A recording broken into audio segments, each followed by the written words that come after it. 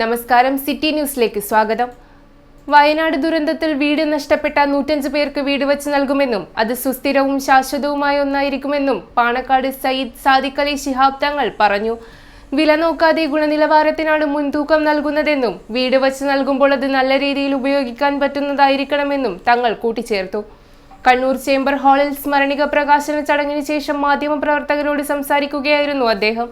വയനാട് വളരെ ശ്രദ്ധാപൂർവമാണ് മുസ്ലിം ലീഗ് അതിൽ ഓരോ ചുവടുവെപ്പും വെച്ചിട്ടുള്ളത്.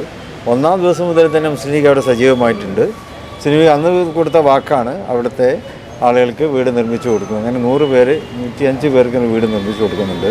വളരെ സുതാര്യവും സത്യസന്ധവും നിയമപരമായിട്ടുള്ള രീതിയിലാണ് കാര്യങ്ങളൊക്കെ മുന്നോട്ട് കൊണ്ടുപോയിട്ടുള്ളത്. നിങ്ങൾ ഭൂമിയുടെ വിലയല്ല നോക്കിയത്, ഭൂമിയുടെ ഗുണനിലവാരമാണ് നോക്കിയത്. ഞങ്ങളിപ്പോൾ അവർക്ക് കൊടുക്കുകയാണല്ലോ, ആ കൊടുക്കുന്നവർ സംതൃപ്തിയോടെ ജീവിതകാലം മുഴുവനും അവർക്ക് ഉപയോഗിക്കാൻ കഴിയണം. ആ രീതിയിൽ നിയമപരമായിട്ടുള്ള പ്രശ്നങ്ങൾ അവർക്ക് ഉണ്ടാകാൻ പാടില്ല, വേറെ ഏതെങ്കിലും തരത്തിലുള്ള ഒന്നും തന്നെ അവർക്ക് ഉണ്ടാകാൻ പാടില്ല എന്നുള്ള നിലക്ക് വളരെ സുതാര്യമായ രീതിയിലാണ് നമ്മളവിടെ. എപ്പോഴും കമ്മിറ്റി കൂടാറുണ്ട്.